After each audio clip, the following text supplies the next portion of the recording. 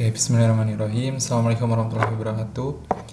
Perkenalkan, saya Zahran Al-Ghifari dengan NIM 133228087. Di sini tugas pemenuhan untuk mata kuliah Komunikasi Pembangunan. Yang di sini saya akan coba menjelaskan analisis SWOT mengenai strategi pemasaran Nutrifood Indonesia pada tahun 2024. Nah, di sini ada latar belakangnya. Nutrifood Indonesia didirikan pada tahun 1979, yang mana mostly company mereka adalah pasar makanan dan minuman kesehatan. Visi mereka adalah meningkatkan kualitas hidup masyarakat Indonesia dengan makanan atau minuman yang mereka produksi.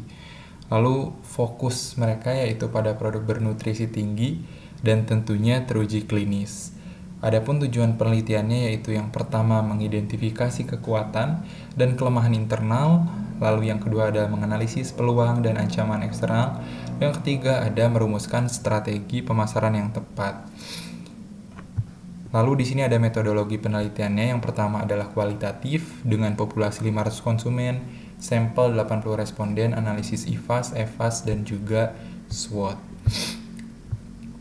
Nah, di sini ada beberapa portofolio produk Nutrifood, yang mana ini adalah menjadi salah satu keunggulan dari perusahaan Nutrifood. Yang pertama ada WRP, yaitu produk diet atau meal replacement. Yang kedua ada Tropicana Slim, pemanis rendah kalori. Yang ketiga ada Elmen, nutrisi pria aktif.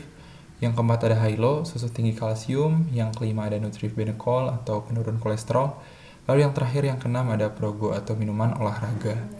Nah, ini keunggulan kompetitif yang mana semua produknya berbasis riset, teruji klinis, dan juga tersertifikasi halal dan juga BPOM. Nah, lalu di sini kepada yang inti yaitu pembahasan mengenai SWOT. Yang pertama ada dari sisi strength, yaitu kekuatan. Di sini kita coba memperhitungkan dari internal factor analysis summary atau IFAS-nya. Yang pertama adalah faktor kekuatan. Itu kita membagi menjadi dua, yaitu bobot dan rating. Yang pertama, faktor pertama ada produk berbasis riset dan teruji klinis dengan bobot 0,08, ratingnya 3,05. Lalu yang kedua ada brand awareness yang tinggi dengan bobot yang sama, yaitu 0,08, ratingnya 3,58. Lalu portofolio produk beragam dan tersegmentasi dengan bobot lebih kecil daripada brand awareness, yaitu 0,07. Lalu jaringan distribusi luas di Indonesia dengan bobot 0,07. Lalu sertifikasi halal dan standar nasional dengan bobot 0,06. Dan juga tim R&D yang kuat dan berpengalaman itu dengan bobot 0,06. Jika di total, skor yang paling tinggi adalah produk berbasis riset dan teruji klinis dan juga brand awareness yang cukup lumayan tinggi. Maka dari itu, kekuatan utama dari Nutrifood ini adalah produk yang memang teruji klinis dan brand awareness yang tinggi, sehingga menjadikan perusahaan sebagai brand brand untuk makanan sehat dan juga minuman sehat. Lalu selanjutnya ada analisis kelemahan, yang mana faktor pertama adalah digital marketing belum optimal dengan skor terbesar yaitu 0,18. Lalu faktor kedua ada harga produk relatif lebih tinggi dengan skor 0,17. Lalu ketergantungan pada bahan baku impor itu dengan skor 0,14. Lalu biaya produksi yang tinggi dengan skor 0,14. Lalu yang terakhir ada penetrasi pasar rural masih terbatas 0,13. Karena memang di sini kita bisa melihat bahwa ternyata produk dari Nutrifood itu jarang ditemukan di daerah-daerah rural Malah lebih cenderung tersentralisasi pada daerah-daerah perkotaan yang memang cukup lumayan tinggi GDP-nya. Nah, maka dari itu, kelemahan utama dari perusahaan Nutrifood adalah strategi digital marketing yang belum optimal menjadi kelemahan terbesar. Nah, di sini ada total skor IFAS yaitu 2,21, yang mana posisi internal kuat, yang berarti kekuatan lebih dominan dibanding kelemahan. Lalu selanjutnya ada peluang. Analisis peluang ada beberapa faktor. Faktor yang terbesar adalah meningkatnya kesadaran masyarakat akan kesehatan. Lalu disusul yang kedua yaitu perkembangan e-commerce dan marketplace dengan skor 0,28. Lalu yang ketiga pertumbuhan kelas menengah Indonesia dengan skor 0,25. Lalu tren healthy lifestyle and fitness itu dengan skor 0,25. Lalu program pemerintah untuk nutrisi masyarakat 0,19. Lalu yang terakhir ekspansi pasar regional Asia Tenggara dengan skor 0,19. Maka dari itu peluang utama dari company Nutrifood adalah kesadaran kesehatan meningkat sebesar 0,3 skornya, dan perkembangan e-commerce skornya 0,28 itu menjadi peluang terbesar. Selanjutnya yaitu ada faktor ancaman, threatness. Yang pertama adalah kompetitor global dengan modal kuat dengan skor 0,23, lalu fluktuasi nilai tukar rupiah yaitu dengan skor 0,19, lalu pergeseran preferensi konsumen yang cepat dengan skor 0,18, lalu perubahan regulasi pangan dan kesehatan dengan skor 0,15, lalu ada produk tiruan dan merek palsu dengan skor 0,14. Maka di sini kita bisa menyimpulkan bahwa ternyata posisi eksternal cukup lumayan kuat, yaitu lebih dari 2. Kalau di total itu ada 2,35 yang berarti peluang lebih besar daripada ancaman. Nah, di sini kita juga bisa mengetahui kompetitor global kuat itu ada Abbott, Nestle, dan juga Fonterra dengan skor 0,23 yang menjadi ancaman terbesar bagi perusahaan Nutrifood. Lalu di sini ada matriks SWOT, strategi pemasaran berdasarkan analisis. Yang pertama strategi SO atau Strength Opportunity. Yang pertama adalah memperluas lini produk untuk target fitness dan healthy lifestyle. Lalu yang kedua adalah meningkatkan brand activation dan edukasi kesehatan. Lalu yang ketiga adalah memperkuat posisi market leader melalui inovasi berkelanjutan. Lalu yang keempat adalah ekspansi pasar regional dengan leverage brand equity. Lalu yang kedua ada strategi WO atau weakness opportunity. Yang pertama ada mengoptimalkan digital marketing dan e-commerce. Lalu yang kedua ada mengembangkan produk harga terjangkau untuk penetrasi pasar. Lalu ada bermitra dengan program pemerintah untuk distribusi rural. Lalu yang keempat ada meningkatkan local sourcing untuk efisiensi biaya. Lalu strategi ST atau strength trade, yang pertama ada mempertahankan diferensiasi melalui riset berkelanjutan.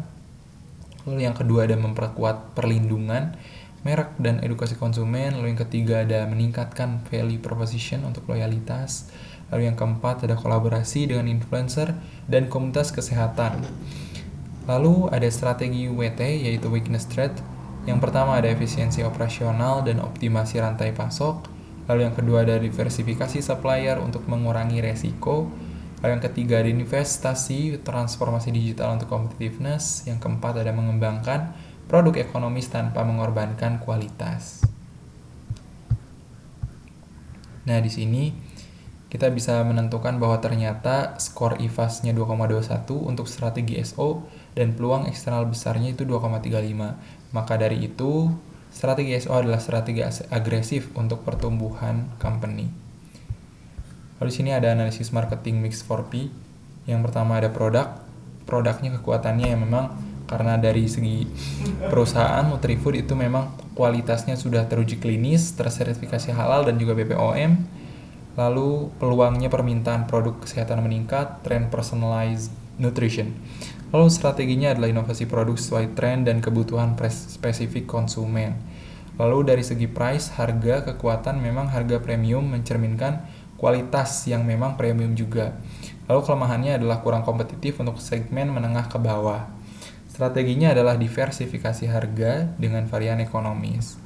Lalu aspek berikutnya adalah promotion atau promosi. Yang pertama adalah kekuatan, yaitu brand ambassador ternama, sponsorship event. Lalu kelemahannya ada digital marketing yang memang belum maksimal. Strateginya seperti apa? Strateginya adalah intensifkan kampanye digital dan juga sosial media. Lalu yang terakhir ada aspek place, tempat. Yang pertama adalah kekuatan, the strength, yaitu tersedia di retail modern, apotek dan supermarket yang memang itu cukup lumayan sudah tersebar di beberapa tempat. Lalu peluangnya adalah e-commerce dan quick commerce berkembang. Strategi yang bisa dilakukan adalah expand omni-channel distribution. Kesimpulannya adalah posisi strategis Nutrifood Memang posisi internalnya cukup lumayan kuat dengan skor IFAS sebesar 2,21, dengan skor EVAS sebesar 2,35, dan kuadran yang memang paling bisa untuk dioptimalkan adalah strategi SO gitu ya, Strength, Opportunities, yang mana ini fokus kepada agresif dan juga pertumbuhan. Kekuatan utamanya yaitu produk teruji klinis, brand awareness tinggi, dan juga portofolio beragam. Kelemahannya ada pada digital marketing yang belum optimal, lalu harga yang relatif tinggi yang mana belum ramah untuk masyarakat menengah ke bawah. Lalu yang ketiga adalah ketergantungan impor. Peluang terbesarnya adalah menyadarkan atau awareness terhadap masyarakat terkait kesehatan. Lalu e-commerce yang berkembang, lalu tren healthy lifestyle yang memang semakin hari semakin menunjukkan gitu ya. Lalu ancaman utamanya yang pertama adalah kompetitor global kuat seperti Nestle.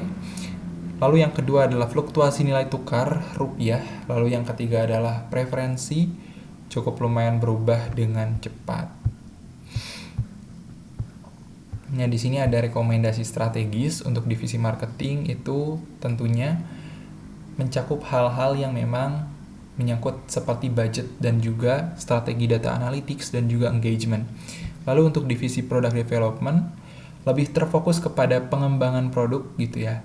Pengembangan produk yang mana bagaimana caranya kita bisa membuat produk yang memang berkualitas dengan harga yang terjangkau. Lalu untuk manajemen itu transformasi digital menyeluruh dalam operasional, lalu invest kepada teknologi dan juga infrastruktur digital. Lalu untuk divisi sales dan distribution itu fokus kepada optimasi distribusi ke pasar rural, yang mana memang masih belum marak, masih belum banyak pasar-pasar rural yang mengadopsi produk-produk dari Indofood. Lalu kembangkan direct to consumer channels atau omni channels, lalu tingkatkan partnership dengan modern trade. Action plan untuk 2024 hingga 2025 itu yaitu targetnya adalah market share lebih besar 5% dan revenue growth lebih besar dari 25% dan juga brand value plus 30%. Terima kasih banyak. Sekian untuk pemaparan dari analisis terkait produk yang ada di Indofood, yang ada di Nutrifood. Terima kasih banyak. Wassalamualaikum warahmatullahi wabarakatuh.